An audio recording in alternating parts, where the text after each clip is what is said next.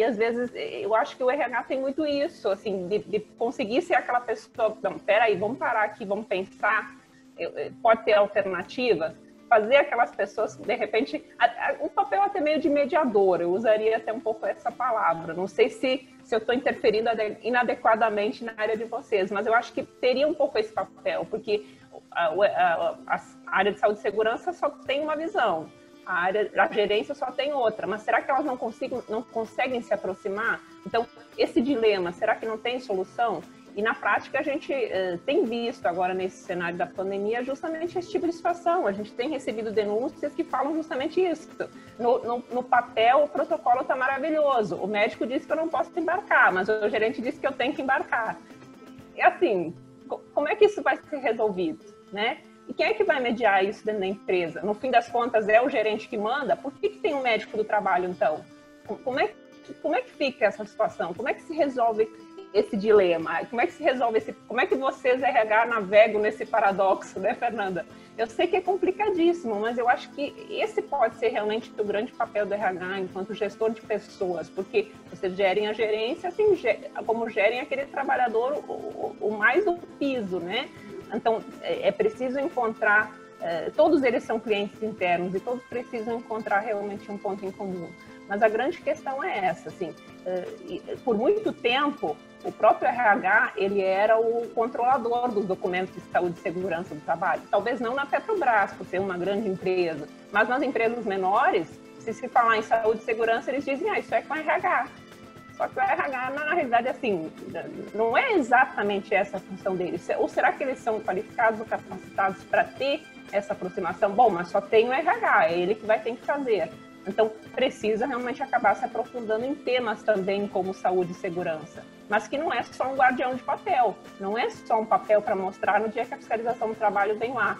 Precisa ter implementação na prática. E aí, será que é o RH que vai fazer? Então, não é só uma questão de abraçar tudo que o mundo te entrega, porque tem questões que são muito específicas. Implementar medidas de saúde e segurança no trabalho não é primordialmente função do RH. E em empresas em que se delega isso para o RH, tende a se ter uma gestão da saúde e segurança deficitária. E muitas vezes não se tem, na realidade, gestão de riscos, mas mera aceitação, tolerância de riscos, até o dia que algum acidente acontece ou algum adoecimento ocupacional acontece. Engraçado que eu fico pensando, tem cada empresa com sua estrutura, né? Às vezes o saúde e segurança está abaixo ali do RH ou está do mesmo par, né? Pensando na estrutura organizacional. Mas às vezes a gente vê que é uma dificuldade de um diálogo, uma disputa de saberes assim dentro das empresas que tornam nesse lugar de suposto maior saber. Ah, não, isso é do RH ou isso é da área de saúde e segurança, isso é responsabilidade do médico. E aí, vamos unir, assim, né? Tem um assistente social, tem um médico, tem um administrador, as diferentes formações, as diferentes especialidades, os diferentes setores que parece surreal isso, né? Mas esse diálogo, né, minimamente, eu acho que isso se dá até uma questão estrutural que está na formação, porque muitas vezes a gente vê dentro da própria academia disputa de saberes entre áreas, né, da própria curso de administração, ou dentro da psicologia, ou dentro dos diversos cursos, né, onde as próprias disciplinas não têm o trabalho multidisciplinar para dialogar, mostrar a relevância de cada disciplina, de cada saber, para a construção daquele saber maior. E muitas vezes isso na área de RH, não sei, né, queria também trocar ideia com vocês sobre isso, às vezes acontece isso, saúde e segurança parece isso, é aqui, RH é aqui, e a gente não precisa dialogar, para até haver essa mediação que talvez a Sirlene está trazendo. E tem outras questões, né? Estou dando um exemplo, né, que talvez possa acontecer para dificultar um pouco, né, essa ação de uma forma mais coletiva, né, pensando nesse sentido dos impactos, não só internamente para o trabalhador, mas para a sociedade.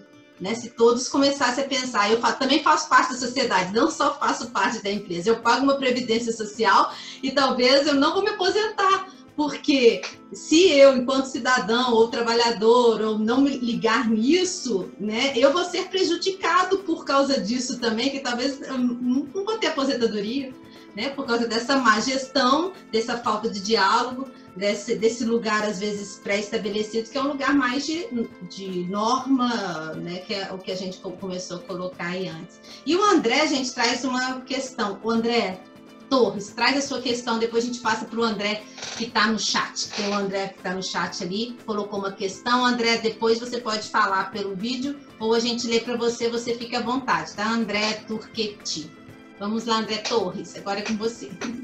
Tá certo. Eu estou observando essa discussão, que é realmente uma discussão difícil, né? Porque envolve esse paradoxo, enfim. E algo que me chama a atenção é que há empresas que ao menos têm um RH para terceirizar o trabalho de saúde e segurança, né? Pequenas empresas centralizam tudo em meia dúzia de pessoas, elas não têm nenhum mecanismo, nenhum aparato. E aí, é mais ou menos nessa linha que eu queria fazer até uma pergunta, uma até para a doutora Sirlene, outra para a Fernanda. Em relação à doutora Sirlene, como o MPT tem expedido aí diversas notas técnicas, enfim, recomendações, se em meio a tudo isso, que querendo ou não é o posicionamento oficial do MPT diante da pandemia, se ela tem observado um cumprimento por parte das empresas ou não, se as empresas de uma maneira geral estão apresentando certa resistência para acatar essas recomendações, seja em relação ao afastamento de trabalhador, seja em relação ao home office, outras medidas. Então eu queria saber da doutora Sirlene se pelo menos até agora, né, já com 6 meses de pandemia, se a gente tem pelo menos uma visão positiva, né, um saldo positivo, né, a respeito dessas questões. E em relação à Fernanda, algo que também me chamou a atenção, já que ela até trouxe essa ideia do RH tá mergulhado em um mar de paradoxos, se de fato o RH ele consegue ter alguma independência dentro da própria empresa, ou se ele acaba sendo um braço da empresa para poder basicamente seguir ali de uma forma direta e sem muito poder de crítica, né, os desejos, enfim, interesses do próprio capital, né, que é do próprio empresário que deseja lucrar. Então, mais ou menos nesses dois sentidos. Já que o André perguntou para mim primeiro, vou responder, eu vou tomar a palavra rapidinho. Então, a atuação do Ministério Público do Trabalho nesse cenário da pandemia, ele de fato se baseou muito na expedição de recomendações. Por que isso?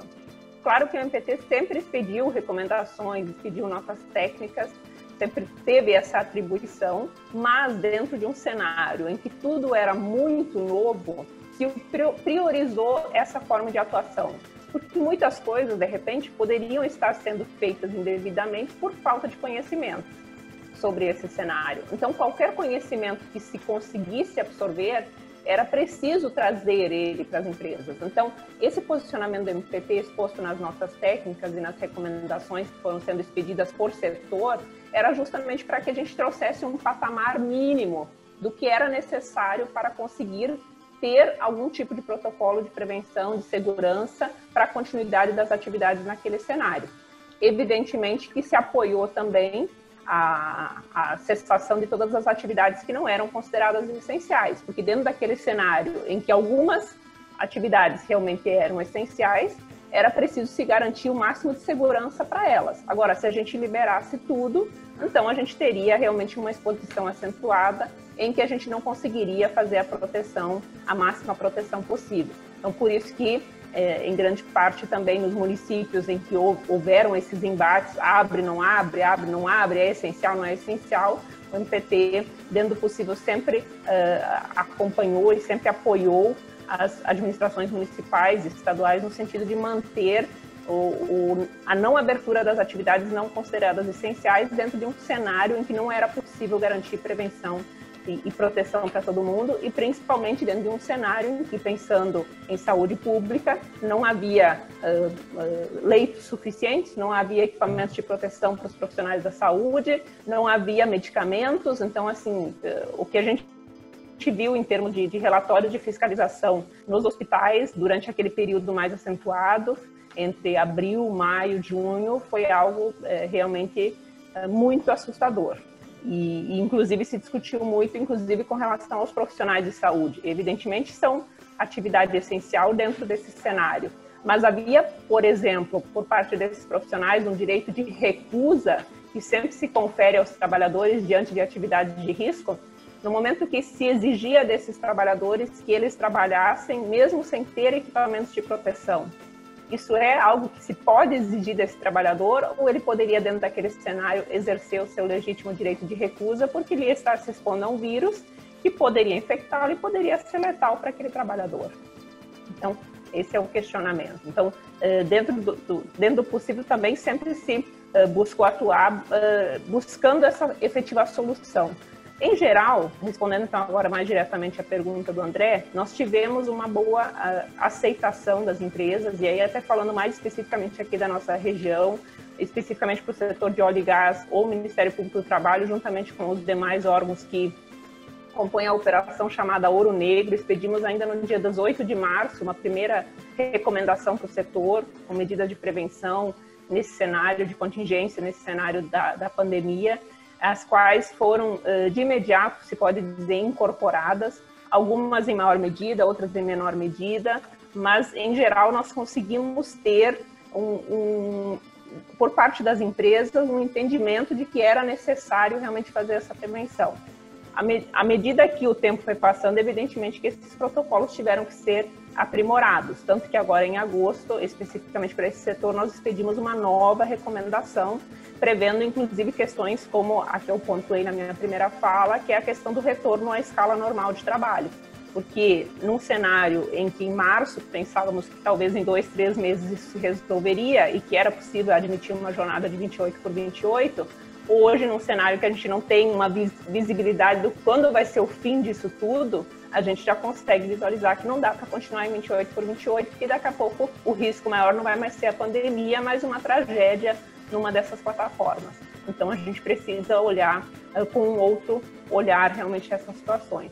Mas, em geral, a gente teve, sim, boa aceitação das recomendações, elas foram bem recebidas pela grande maioria das empresas e os casos pontuais foram tratados caso a caso. Evidentemente que recebemos denúncias e os casos específicos de denúncia, inquéritos eram instaurados, ações civis públicas foram ajuizadas, mas, em grande medida, pelo menos aqui na nossa região, a gente pode dizer que a gente teve uma boa receptividade das empresas. Mesmo com a instauração de inquérito, às vezes...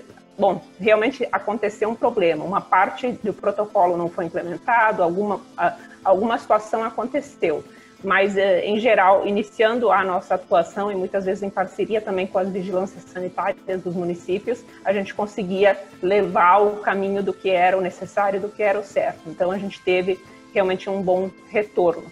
Não tivemos 100%, mas pode-se avaliar de forma positiva sem aceitação.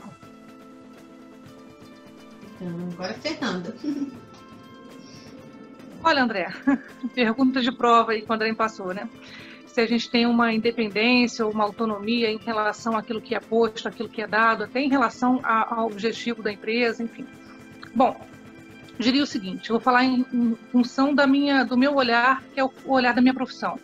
Minha profissão de serviço social é uma profissão regulamentada, a gente tem um código de ética profissional, a gente tem um projeto político, né, dentro da nossa profissão, e a nossa opção dentro desse projeto político e da regulamentação da profissão é sempre com um olhar de proteção do trabalhador, né, com um olhar de proteção dos usuários, das pessoas que estão ali sendo atendidas por nós.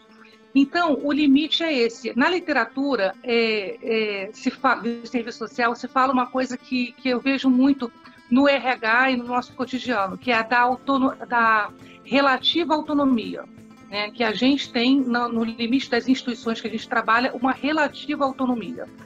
E eu diria que é bem isso mesmo, é uma relativa autonomia, porque tem os limites, né? Nós temos os limites da legislação, os limites do meu código de ética profissional, e esses limites não podem ser transgredidos. Os próprios limites das normas organizacionais, né? Minha companhia tem muitas normas e a gente se respalda e usa elas o tempo todo. Então, eu diria isso, André, não sei se responde, mas a gente tem sim uma autonomia, mas é uma autonomia relativa, dentro dos limites da própria organização e do que está posto ali.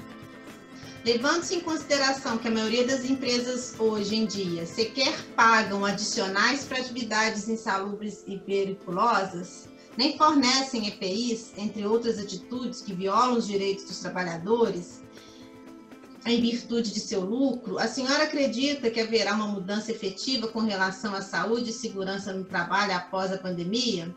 Bem, a senhora, acho que veio para todos nós, mas eu passo para vocês, convidadas.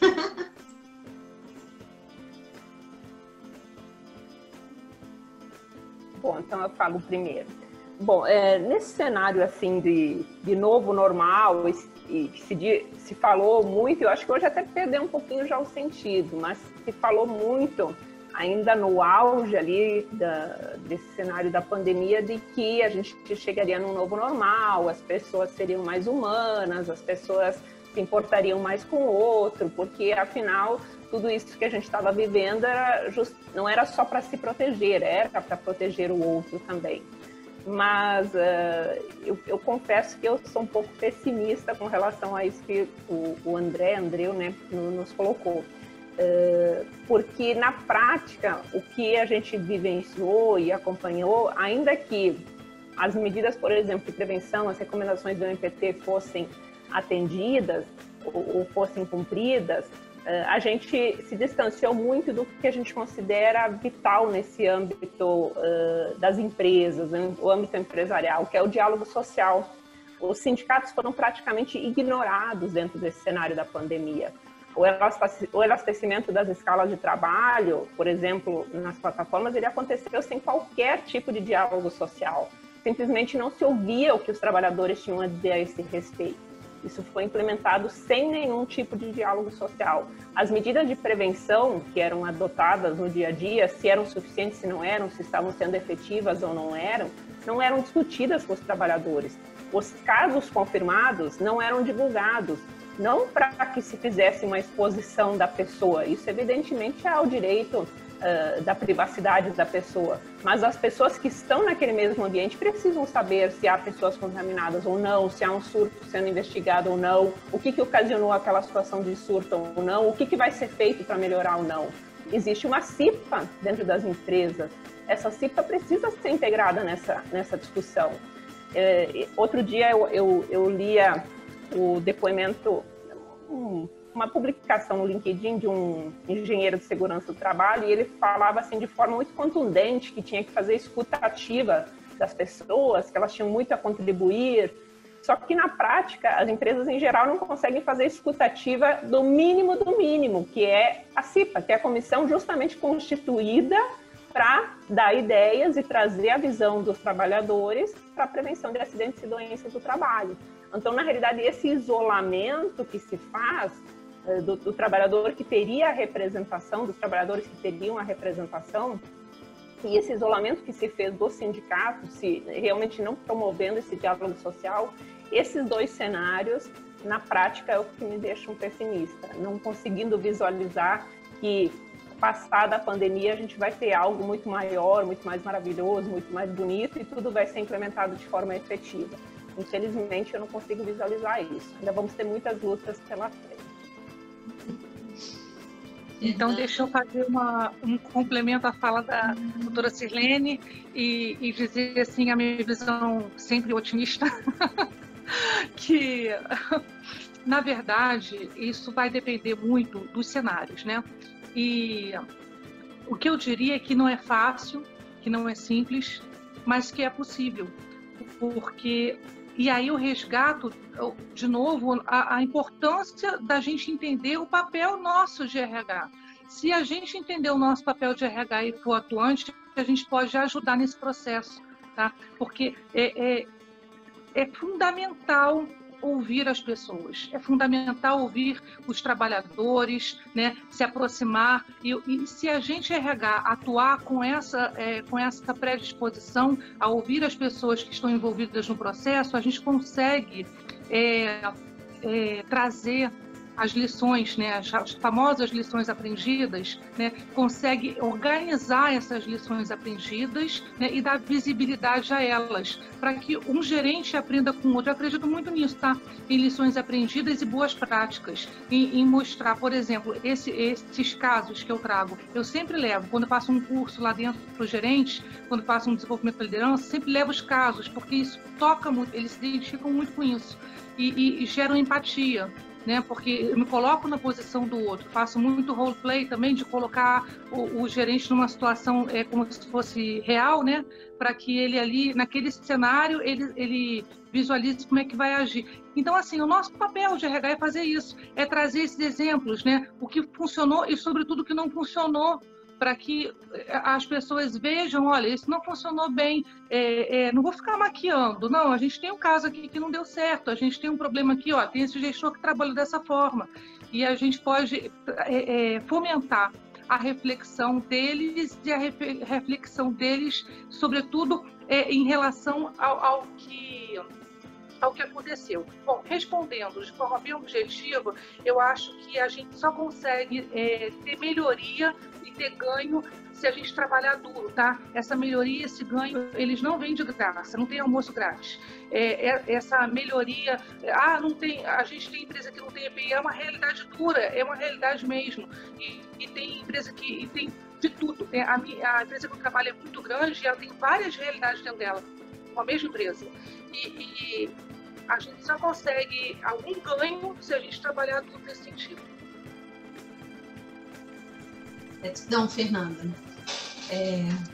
Eu às vezes fico mais pessimista, mas eu acho que até para dar sentido ao meu trabalho, ressignificá-lo o tempo todo, eu sempre tenho que ter um pouco de esperança.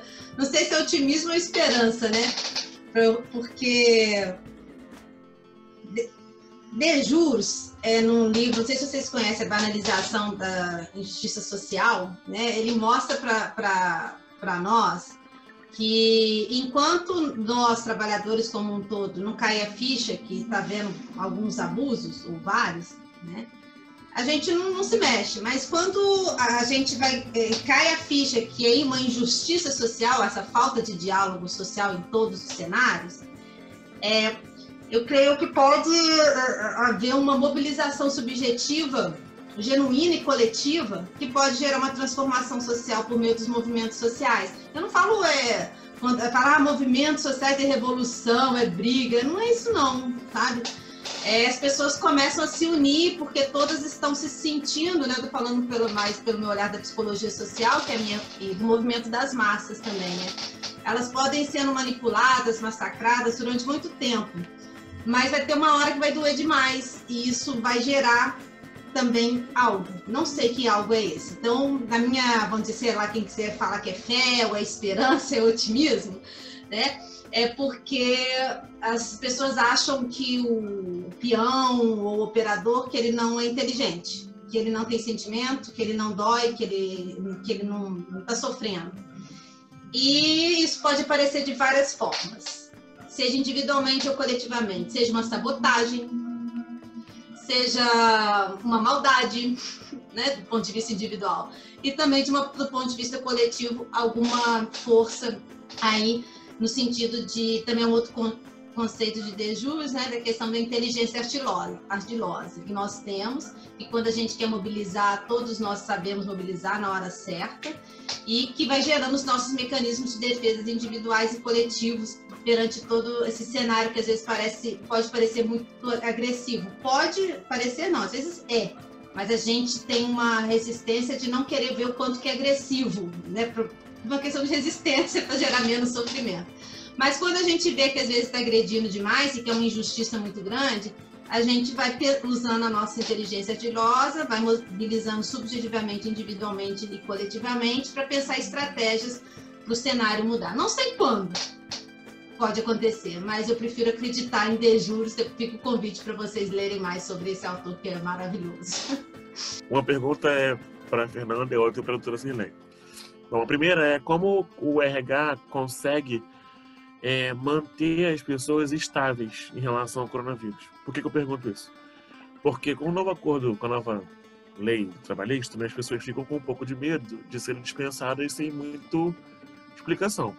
E com o coronavírus fica mais complicado ainda, porque as pessoas não podem se negar a trabalhar porque tem medo de ficar desempregadas. Como o RH consegue trabalhar em relação a essa defesa do trabalhador, para garantir que ele tenha o direito de não trabalhar em situação perigosa? E a doutora Sirlene, a respeito do Ministério do Trabalho, em relação a essas cargas horárias diferentes para embarque, por exemplo. Em Macaé, tem empresa trabalhando 2 meses seguidos, 3 meses seguidos quase, para evitar que a pessoa desembarque e tenha contato com possíveis pessoas contaminadas com coronavírus. Como é que o MPT resguarda que as pessoas consigam trabalhar de forma saudável, né? Porque chega um ponto que passa a ser mentalmente não saudável ficar 2 meses embarcado. Como é que é essa questão para o Ministério do Trabalho? Essas perguntas. Obrigada, Gui. Gratidão, meu companheiro de trabalho, sempre.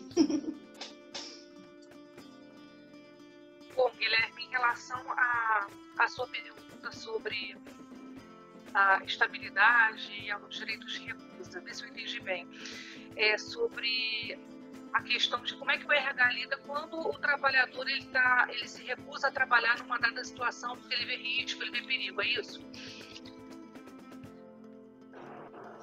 Se for isso que eu entendi, Guilherme, a gente tem uma série de instrumentos aí como o RH à nossa disposição. Tem a legislação trabalhista, a gente tem as normas da empresa, a gente tem... Porque assim, existem estratégias também, né? Lembra do primeiro caso que eu falei? Era uma empresa que chamou o trabalhador para trabalho presencial, mas o trabalho que ele fazia podia ser executado remotamente. Então, nesse caso, cabe a gente, RH, aí o nosso papel, né, junto com os gerentes, junto com os gestores, de trazer a reflexão. Porque quando eu levo esse caso para os gerentes que eu acompanho, eles falam, poxa, se eu tenho uma alternativa para esse trabalhador, né, é muito melhor eu garantir a segurança dele e garantir a produtividade, que é uma coisa que é interessante para ele, né, do que expor esse trabalhador. Isso estou falando de uma situação em que a atividade pode ser executada remotamente. Agora, se o trabalho dele não pode ser executado remotamente, aí a empresa ela tem que garantir minimamente, e acho que até a palavra nem é essa, né? Acho que ela tem que garantir maximamente, o máximo possível, olha o que eu inventei, mas a empresa tem que garantir o máximo possível as condições de segurança para que esse trabalhador se sinta e esteja de fato seguro. E aí são os EPIs, mas também no caso da Covid é garantir o distanciamento, é garantir a proteção, né, física necessária, é garantir a higiene, é uma série de garantias que tem que cumprir ali para que ele se sinta e para que ele esteja realmente seguro. Não sei se é nessa linha, Guilherme, mas aí o RH ele atua muito em parceria e atua também nessa função que a doutora Sirlene falou, que ela falou que acertadamente que é a atuação e a função de mediador, porque a gente vai mediar as normas de saúde, as normas de segurança, os gerentes do outro lado, né? E trazendo essa visão de parceria sempre, porque o gerente ele tem que ver que isso é ganho para todos. E tem coisas que não são negociáveis.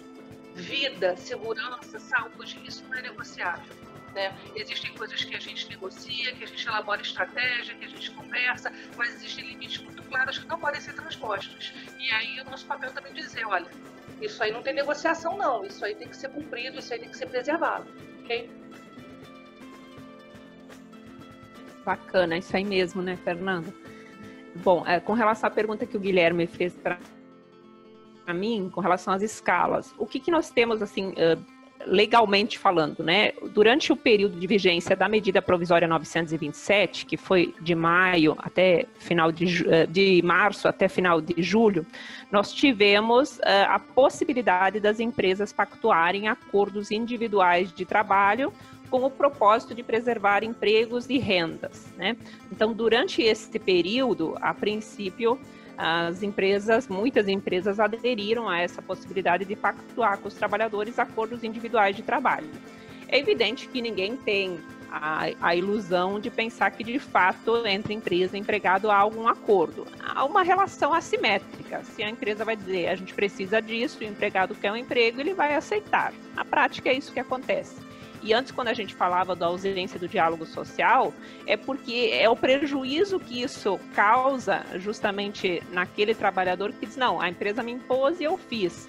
Se tivesse sido preservada a possibilidade do diálogo e se tivesse sido discutido com a categoria, a gente acaba sempre tendo, de alguma forma, aquela sensação efetiva das pessoas, não, nós participamos dessa decisão e juntos nós vimos que era a melhor alternativa. Então isso é aceito de uma forma muito mais tranquila. Tem aquela ideia de, pô, me impuseram e eu estou fazendo e está sendo ruim. Não.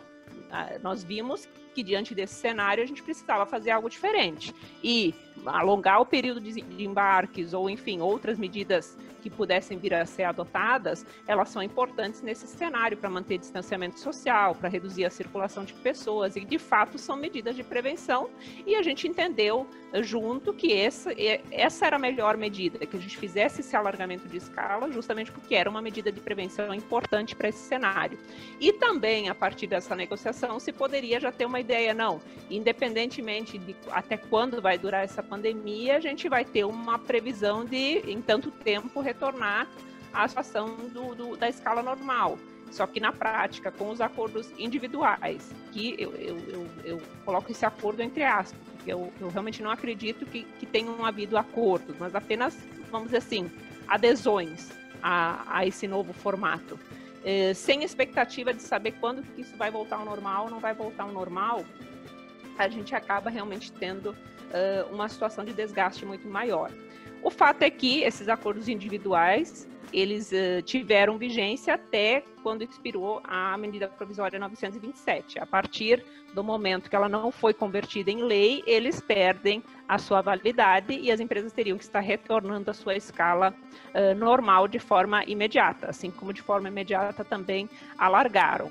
Por parte da fiscalização do trabalho, isso tem gerado autos de infração, nos casos em que essas empresas são fiscalizadas, mas por parte do Ministério Público do Trabalho, como a gente entendeu que não era algo que a gente deveria fazer do dia para a noite, mas sim abrangendo todo o setor, nós fizemos na recomendação de agosto, estipulamos um prazo para retorno à escala normal, de 60 dias. Então, durante esse período, que vai até 21 de outubro, as empresas teriam que estar retornando à escala normal, do contrário, se não tiverem retornado, a gente vai adotar então as medidas judiciais cabíveis para reverter essa situação e voltar ao que se considera a escala normal, porque de fato dentro desse cenário das medidas de prevenção que já se tem hoje, é possível se retornar à normalidade e isso é mais seguro, pelo que se observa, do que manter essas escalas elastecidas. Então vou trazer uma questão minha. A gente está vendo um montão de empresas tirar onda, que a produtividade aumentou, né, com o trabalho remoto, que agora vai ser muito melhor manter, né, o teletrabalho, né, mediante... Talvez eu esteja, não sei que eu estou fugindo um pouco, mas acho que tem a ver um pouco também com o nosso tema. O que vocês acham disso, né? Que aí fala, então vamos reduzir os custos, a gente não precisa mais disso ou daquilo, porque a gente está produzindo mais. E aí, até pelos livros que eu estou colocando ali de dicas que foram escritos em década de 90 ou 2000, mas se a gente lê, parece que a gente está lendo hoje, a gente, remetendo novamente a de juros, não está vendo muito mais e remetendo também a pergunta do Guilherme, muito mais uma exploração do sofrimento, da frustração, da ansiedade, havendo muito mais posturas coercitivas, né, que tem gerado medo, que é uma exploração do medo também, e isso que tem gerado mais produtividade, né, eu fico com essa grande inquietação, né? Acredito que com a pandemia, com o trabalho remoto, alguns tenham sido mais produtivos mesmo, porque era melhor para alguns, né? Deixaram de deslocar, aí talvez usou o tempo que não tinha que deslocar para curtir mais a família, ou para fazer faxina, seja lá o que for. Mas isso pode ter gerado mais bem-estar em alguns aspectos, né? Ficar mais perto da família, se cuidar mais. E isso gerou mais produtividade. O tempo fora do trabalho é um indicador de qualidade de vida dentro e fora do trabalho. Quando você usa isso de uma forma criativa, de uma forma bacana, né? E aqueles, né? Tem aqueles que sofreram e estão sofrendo muito porque o ambiente de casa não permite, né? O silêncio, a concentração, parará. Aonde eu quero chegar? Esse discurso do aumento da produtividade, que tem feito várias empresas mudar o cenário para mudar a organização do trabalho, algumas vezes de forma positiva, outras talvez de uma forma mais infeliz, né?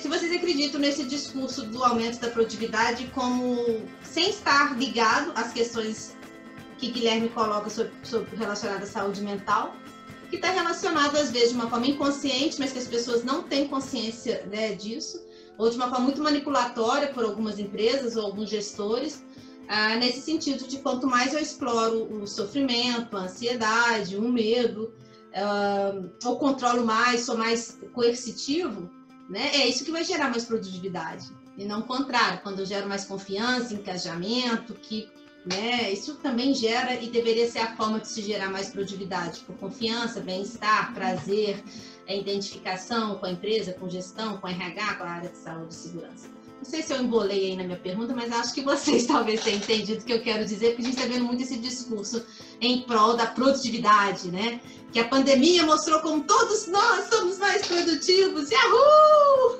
Mas não mostrando de fato como todos nós estamos mais estressados, angustiados, muitos frustrados, muitos com muito medo, e por isso que está produzindo mais, né? Mas a saúde mental não mostra os indicadores de saúde mental da população, como que quantidade de gente adoecendo, quantidade de gente sendo afastada e indo para a Previdência Social também em função disso tudo. É uma grande inquietação que eu tenho. Se vocês puderem falar um pouquinho, Sirlene, Fernanda, e também os outros, todos, né, que estão aí participando do nosso encontro aqui. Olha, eu gostaria de falar um pouquinho sobre isso sim, Isabela, porque realmente a sua inquietação é a minha realidade. Olha, eu costumo dizer que a gente não está vivenciando o teletrabalho, a gente está vivenciando o inferno na Terra. Porque o que acontece? A gente não sabe eu não sei o que é um home office, como ele deve ser. Não sei, o que eu estou vivenciando, o que a gente está vivenciando hoje, é uma realidade completamente fora de qualquer cenário controlado. Vou explicar. Eu tenho um adolescente, agora falando por mim mesma, como trabalhadora, eu tenho um adolescente de 18 anos, eu tenho uma menina de 6 anos. Então, o que acontece? Essas criaturas humanas lindas e maravilhosas, elas estão aqui dentro da minha casa, ele sem aula, ela com aula, com homeschooling, que também é outro inferno na Terra. Então, assim, e a gente sem nenhum tipo de ajuda, porque a gente dispensou a trabalhadora que ajudava a gente, né? A gente continua mantendo ela, mas sem ela vir.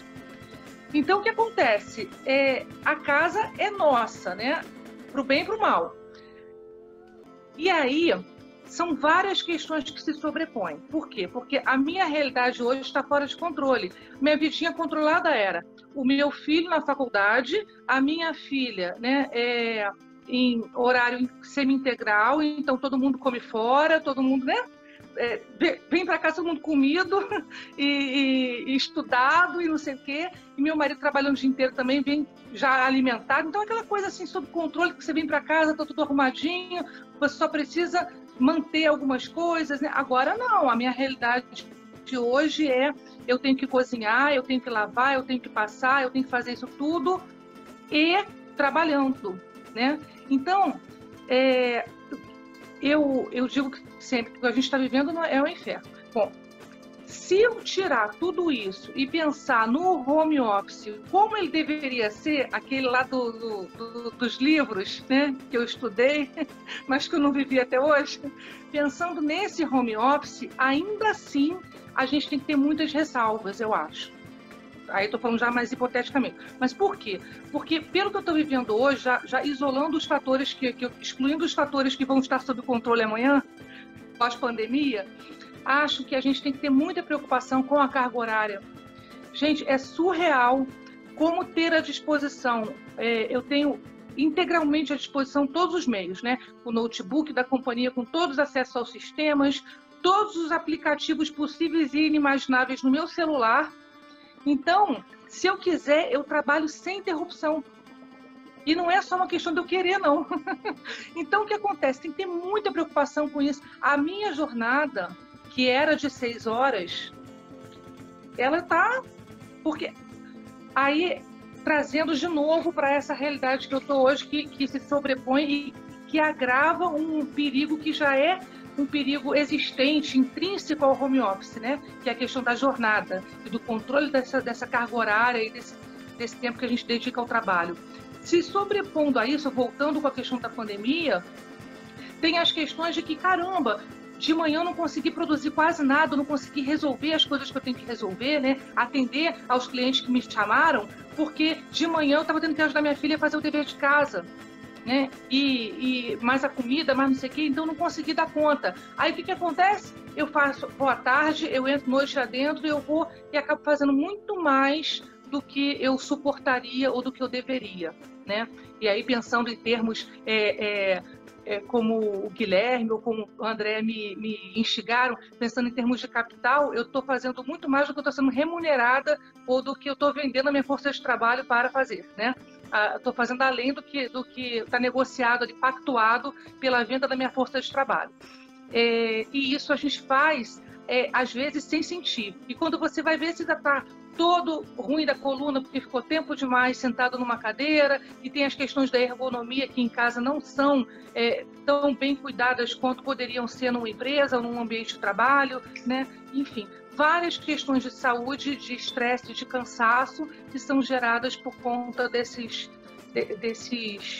cuidados que a gente tem que ter com o home office, como ele deve ser, né? E sobrepostas aí por cima, uma sobre as outras, com as questões da pandemia que trazem para a gente novos desafios e outros, né? Muito complexo, Fernanda, que todos nós acho que estamos vivenciando isso. E quando o tema do evento é o retorno ao trabalho presencial, as questões éticas e legais, a gente tem que pensar que alguns vão optar por não retornar também. E as questões éticas e legais do não retorno, né? Porque a gente não sabe, a gente está numa pós-pandemia? Não, a gente está na pandemia ainda. Quando vai ser esse pós-pandemia e que esse planejamento, né, do pós, durante e tal, e o que vai ficar, né, no sentido do remoto ou não? Por isso que eu trago essa inquietação. E inconscientemente a gente é levado a isso, né, por vários fatores, igual você está falando de organização dentro de casa, a produzir mais, né? Então, que estímulo que a gente... talvez inconscientemente a gente não tá percebendo essa maior produtividade, né? Que nosso sistema a gente não tem como fugir dele, é isso que a gente tem hoje, é o capitalismo que vai gerando a gente, e agora com a pandemia só mostrou como que isso acelera mais ainda isso, a produtividade, né? Eu tenho que produzir, ai meu Deus. E o medo, as questões coletivas, as questões políticas, organizacionais, e entre outras, econômicas, que vai gerando todo esse cenário que é bastante, né, preocupante. Vamos lá. As audiências virtuais na Justiça do Trabalho estão garantindo um mínimo de dignidade? Acham que esse novo incorporará ao ambiente de justiça? Eu estava conversando com o André sobre isso, coincidência, André. Para Sirlene e para André. As audiências por videoconferência, elas já estão previstas na legislação, assim, pelo menos formalmente desde 2015. Eu entrei no Ministério Público do Trabalho em 2016 e minha primeira lotação foi em Rondônia, Porto Velho. E lá os deslocamentos eles eram imensos para ir fazer uma audiência no interior do estado. Então, desde aquela época, eu já faço audiências por videoconferência. Não era o normal naquela época, mas para a gente, por uma questão de custo, economia para os cofres públicos e tudo mais, a gente já tinha incorporado audiências virtuais. Depois, quando eu fui para o Amazonas, continuei fazendo isso lá também. Lá as distâncias são maiores ainda. E quando eu cheguei no Rio de Janeiro, aqui não admitiam audiência virtual de jeito nenhum, porque, né, as distâncias são curtas e era difícil implementar, não tinha internet, não funcionava, e de repente veio a pandemia e tudo começou a funcionar. E eu dizia, que absurdo, em Rondônia eu fazia audiência virtual e aqui eu não fazia. Porque, querendo ou não, eu estou em Cabo Frio. Para ir fazer uma audiência em Macaé, eu tenho que sair com no mínimo 2h30 de antecedência aqui de Cabo Frio, porque você pega algum trânsito e tudo mais. Você chega, demora às vezes para ter uma audiência, às vezes 1 hora, 2 horas você fica numa sala de espera. Depois outro tempo para voltar, às vezes eu perdi um dia inteiro, literalmente, para ir fazer uma audiência em Macaé. Então, a gente tem que pensar que tem coisas muito boas na questão da possibilidade de fazer questões por teleconferência, por videoconferência. Agora, evidentemente que tem que se assegurar que a participação das partes ela aconteça com respeito aos princípios do processo também. Se eventualmente forem partes que não tiverem acesso à internet, não se pode impor que a parte realize a audiência dessa forma, nesse formato. Tem que se pensar, talvez surja nesse meio tempo uma outra alternativa, talvez uma audiência em partes telepresencial, talvez a Justiça do Trabalho venha abrir apenas para que, por exemplo, partes que não tenham acesso à internet possam ir até aquele local e ter acesso à audiência com o juiz não estando presente, com o advogado estando em outro ambiente. Talvez esses meios alternativos possam ir surgindo. Vai se voltar a uma normalidade em que tudo volta a ser 100% presencial? Eu acredito que não. Eu acho que hoje essa questão assim foi mais incorporada. E a gente falava na questão anterior da questão da produtividade. De fato, quando você não tem mais, por exemplo, perdas de tempo com deslocamento, ou até mesmo o cafezinho, o nosso café com RH aqui, também você está dedicando mais tempo a produzir e produzir. E isso no âmbito do judiciário, isso apareceu de forma muito contundente, porque veja bem, o exemplo da Justiça do Trabalho, em que normalmente tem audiências todos os dias e o dia inteiro o juiz passa fazendo audiência.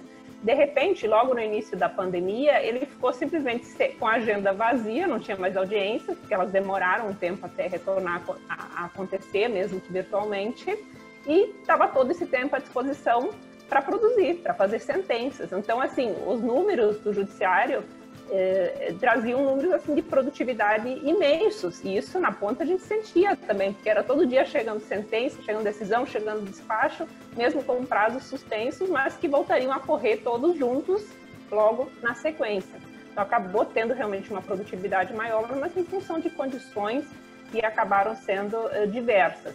Mas a gente não pode esquecer, dentro desse cenário de produtividade também, as questões relacionadas à discriminação no ambiente de trabalho, em que a gente fala tanto da questão, principalmente a mais antiga, homem e mulher. Essa semana ainda eu li uma matéria que saiu dizendo que a participação feminina das mulheres no mercado de trabalho é a menor desde 1990. Por quê? Porque creches fechadas, né? Então muitas mulheres tiveram que abdicar do mercado de trabalho, do seu trabalho, para poderem cuidar dos filhos. Porque às vezes a empresa não tinha essa opção de fazer o teletrabalho, ou às vezes casos que a gente teve denúncias também de empresas que demitiram trabalhadoras porque não tinham como fazer videoconferência, participar de videoconferência sem a criança estar chorando, sem a criança estar perto, sem estar fazendo algum tipo de participação ali que não era bem-vinda. Agora, por outro lado, a gente viu situações no dia a dia em que, às vezes, a participação da criança, quando acontece com relação a um homem, que bonitinho, tá ali, tá bonitinho. Agora, para a mulher, impactou e gerou uma demissão. Então, assim, esse tratamento discriminatório, ele acabou aparecendo muito mais. E na academia também, né, Isabela? Tem matérias que saíram apontando como as mulheres pararam de produzir academicamente nesse cenário de pandemia, justamente porque há um impacto maior na necessidade de cuidados da casa, da família, e que muitas vezes os homens não têm. E aí, voltando para o cenário do judiciário, teve uma matéria que saiu na Folha de São Paulo, isso no pico ali da pandemia ainda, em maio, que falava justamente desse incremento da produtividade e tudo mais. Aí foi entrevistado um desembargador, um promotor do Ministério Público e um advogado, os 3 homens. E aí, aumentou a produtividade, está tudo mil maravilha, e o desembargador chegava a dizer, nossa, que ele estava tendo tanto tempo, até para ler livros, que ele faz tempo que ele estava querendo ler, e ele estava tendo tempo de ler agora. Aí, tipo, que matéria é essa? Em que mundo você vive? Né? E aí foi uma crítica muito dura, tanto que a Folha de São Paulo se retratou posteriormente e fez uma matéria com a mesma dimensão na semana seguinte, com 3 mulheres ocupando as mesmas posições. E o cenário é completamente o oposto do que era apresentado pelos homens. Então, trago essas reflexões, do que nem lembro mais qual era a primeira pergunta. Não, você respondeu tudo. Você, acho que a gente vai trazendo as reflexões e vai pensando em todas essas questões, Isabela. Sim, a pergunta do João você respondeu no início e depois você entrou nessas outras questões relacionadas que eu coloquei da produtividade, né? Ah, é verdade, que eu tinha esquecido de falar antes e acabei entrando agora. Tá ótimo, obrigada. Muito bom. Muito boa, o João colocou ali, né, a sua resposta. Bem, a gente programou para o evento ir até as 21. Isabela, faltou a minha resposta. Desculpa, mas é só avisando a galera que até 21 a gente está aqui. Talvez cabe mais uma perguntinha ou duas aí. Tá? Vamos lá, André, por favor. E até fala aquele exemplo que você me falou, né, de como estava você e os clientes nesse cenário. Enfim, primeiro, rapidamente, em relação ao home office, né? Em relação ao home office, se ele pode ser bom, se ele pode ser ruim, cada caso vai ser um caso, né? Imagino eu que com o cumprimento da lei, a tendência é que ele seja melhor do que pior, porque pelo menos vai ter a anuência do empregado, ou seja, consentimento verdadeiro dele e o mínimo respeito à legalidade, por exemplo, com a disponibilização por parte da empresa dos instrumentos necessários, cadeira, mesa, e nenhuma empresa está fazendo isso, nem as pequenas, nem as grandes. Agora, quanto às audiências, de fato, como a doutora Sirlene trouxe, já é uma previsão desde 2015, é algo que muitas vezes ajuda e muito, mas no caso da Justiça do Trabalho tem sido algo um pouco complicado, porque como ela, pelo menos o TRT1, que é aqui, né, da nossa região, ele ainda está fechado, a gente está com um problema muito grande, porque tem uma série de empregados que foram demitidos na pandemia, não tiveram seus direitos respeitados, e aí se deparam com uma ação judicial, com a necessidade de ajuizar uma ação judicial, e aí a empresa do outro lado simplesmente diz que não tem viabilidade técnica para fazer audiência virtual. E aí eu tenho o exemplo claro e verdadeiro de audiência presencial já designada para agosto de 2021. Porque a empresa não quer fazer e tem que ter, de fato, o consentimento das duas partes. Então, em relação à audiência virtual, acho ótimo, sobretudo as audiências de conciliação, acho que a gente ganha muito tempo. Enfim, agora as audiências de instrução, como a própria doutora Sirlene disse, e aí só para as pessoas aqui entenderem o que seria instrução, seria a necessidade de ouvir, de colher depoimentos, de ouvir testemunhas, partes. Eu já tenho aí um olhar bem reticente em relação a isso, porque eu acho que poderia muito bem dar ensejo para fraudes, dar ensejo para discursos já treinados, encomendados. Eu poderia, por exemplo, muito bem estar aqui com a tela dividida, com um script para falar para o juiz e, ao mesmo tempo, aqui soando uma naturalidade, como se eu estivesse sabendo de tudo, enfim, ou com alguém atrás de mim me dando alguma dica, enfim. Então, eu acho, por enquanto, um pouco perigoso, por isso que essa ideia de uma opção meio termo, né? De repente a pessoa ir até o judiciário, de lá se grava, enfim, e aí se transmite, seria algo interessante. Agora, em relação ao judiciário hoje fechado, e aí até uma crítica pessoal, eu acredito que, sobretudo em relação à Justiça do Trabalho, que vamos dizer assim, a primeira a receber as dores dos empregados, que é a justiça, inclusive, dos desempregados, basicamente, né, 90 e tantos % dos processos tratam desempregados, eu acho que ela já devia ter criado algum esquema, algum protocolo razoável de retomada, pelo menos para que esse primeiro impulso do processo trabalhista, que é a audiência inicial, já se dê. Por enquanto, a gente tem uma série de profissionais desempregados e esfomeados, esperando a Justiça do Trabalho abrir para daí, quem sabe, ano que vem, ter direito a alguma coisa, porque até lá também a empresa já limpou todas as suas contas. Então é um cenário que me preocupa muito, não como advogado trabalhista, porque eu também atuo para empresas, enfim, mas no cenário de justiça, de equilíbrio. Acredito que já é tempo, né, ou melhor, já passou do tempo de se criar algum protocolo, porque a justiça basicamente não pode parar. Sirlene? Só para complementar essas questões colocadas pelo André, de fato nos preocupa muito essa parada, essa falta de impulso que poderia ser gerada em razão da ausência dessas atividades presenciais. Então, criar realmente esse protocolo para uma retomada, ainda que parcial, mas que permita algum andamento, isso vai ser fundamental. Eu acho que o que causa mais indignação mesmo, André, é que muitas vezes o que a gente esperaria é que por parte dos trabalhadores talvez houvesse uma alegação de insuficiência de recursos, impossibilidade de acesso, e na prática a gente tem se deparado com empresas se valendo desse tipo de alegação. Então, até mesmo em ações civis públicas, que são as ações que o MPT ajuiza, contra empresas, às vezes grandes empresas, e que se vêm com alegações desse tipo. Então, é que você, no mínimo, como tem que ter a concordância, você vai ter que perder um tempo, às vezes até tentar entrar com recurso para tentar reverter aquela situação, mas que para mim parece uma evidente má-fé, porque no dia a dia, muitas vezes, as empresas estão funcionando totalmente à distância, telepresencial, e às vezes para fazer uma audiência acabam trazendo esse tipo de dificuldade. Então, realmente acaba sendo essa situação que mais causa repulsa diante de todo esse cenário. Né? Acho que foi muito bom, um aprendizado, né? Uma discussão muito bacana. Espero que todos tenham gostado, né, dessa experiência, né, que vejam em nossos próximos encontros, eventos para estar com a gente.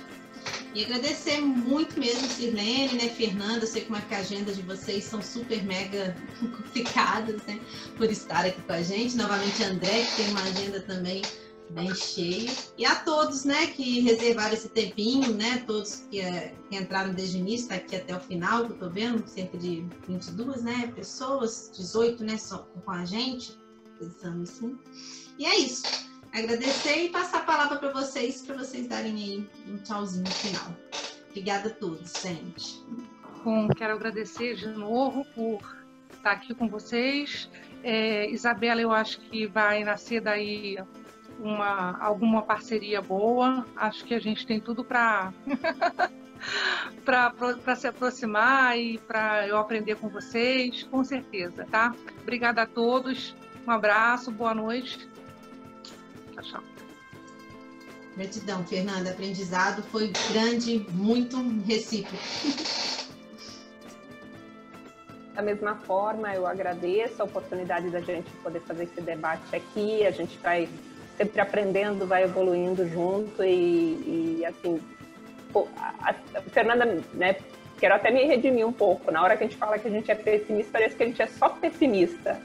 E, na realidade, quando a gente tem falas como as suas e você coloca as suas experiências, as suas atuações, e agora essa possibilidade, de repente, desse contato com a Isabela, essas experiências se aproximando. Então, na realidade, a gente tem que encerrar aqui com uma fala otimista. Então, apesar de todas as dificuldades, eu acho que a gente tem que ir com esse olhar, o olhar de esperança, não de esperar apenas, mas de esperança real. Então, agradeço a oportunidade de estarmos aqui juntos novamente, desejo uma boa noite, um bom descanso a todos.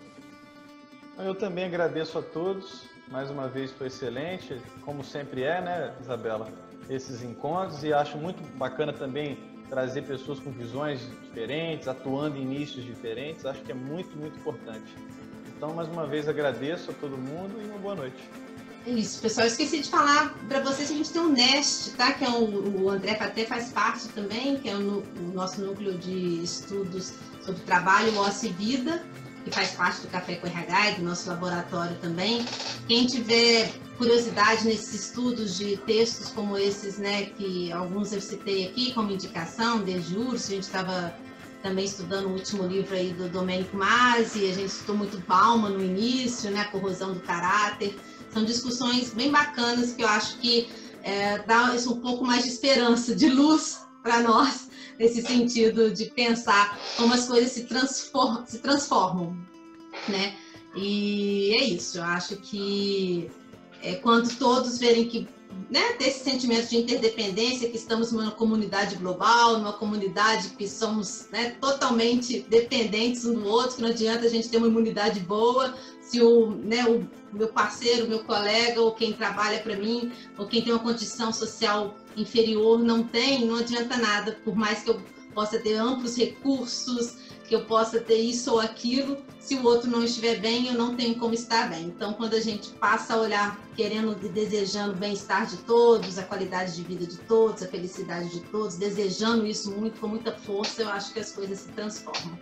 Então, eu desejo para vocês isso, que todos fiquem bem e que desejem que todos fiquem bem também, para que a nossa sociedade possa evoluir. Porque enquanto alguns ainda quiserem tirar os direitos dos outros, né? Que a gente vê isso também, todo mundo só vai perder direito e todo mundo, desculpa o termo, só vai se ferrar e ninguém vai ganhar nada com isso. Quanto mais todos lutarem para que todos tenham mais direitos, sejam acolhidos, tenham mais qualidade de vida dentro e fora do trabalho, todo mundo vai sair ganhando. Tá bom? Beijão, gente. Gratidão, gratidão. Fiquem com Deus ou com quem vocês acreditam aí. E até a próxima.